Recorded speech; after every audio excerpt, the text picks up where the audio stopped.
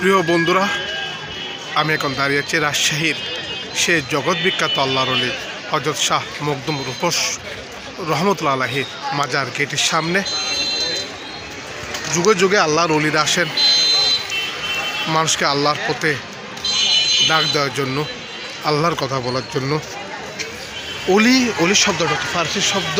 আল্লাহর ওলি মানে আল্লাহর বন্ধু, যিনি ওই অঞ্চলের মানুষকে ধর্মের আহ্বান দেওয়ার জন্য, মানুষকে ইসলামের পথে দাওয়াত দেওয়ার জন্য, সহি তরিকার পথে ডাকার জন্য তিনি এই রাজশাহীর ভূমিতে অবতীর্ণ হয়েছিলেন।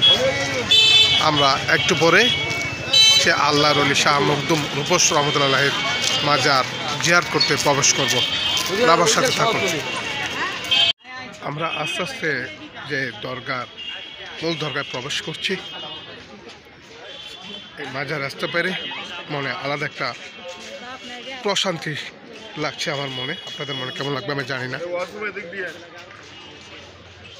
আমি সে মখদুম রহমতুল্লাহ আলাইহির সেই মাজার শরীফ মসজিদ গেট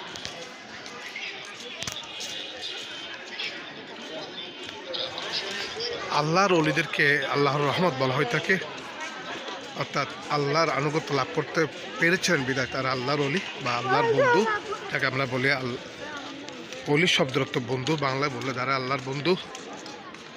তো আমি ঠিক মাজার থেকে প্রায় 10-15 গজ দূরত্বে অবস্থান করছি।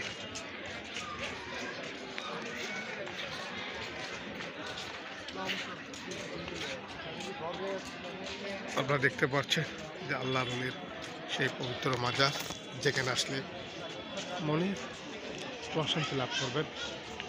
আমি নিজে এসেছি মাজার জিয়ারত করার জন্য। মাজার জিয়ারত করে আমরা অন্য জায়গায় ঘুরবো বা অন্য কাজ করব। মাজারের পাশে একটি সুন্দর মনোরম পরিবেশে একটা মসজিদ রয়েছে। মুসল্লিরা সেই মসজিদ অবস্থান নিয়েছে, তারা নামাজ আদায় করছে। আমি দেখার চেষ্টা করছি মাজার প্রাঙ্গণের পুরো এরিয়াটা। যে সন্ধ্যা হয়ে যাওয়াতে হয়তো বা পরিপূর্ণ লাইটের অভাবে আমি দেখানো সম্ভব হচ্ছে না, তবে যতটুকু সম্ভব আমি দেখানোর চেষ্টা করছি।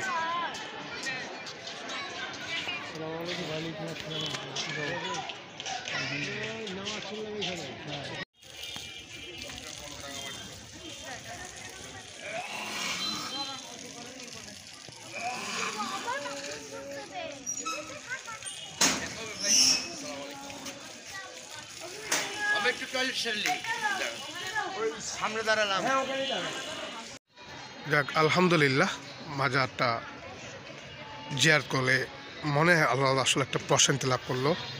যে আধ্যাত্মিক পুরুষের সে পবিত্র দরগায় এসে মনে যে প্রশান্তি পাওয়া গেল, তা আসলে সারাদিন ঘুরে তা অন্য কোথাও পাওয়া যায়নি।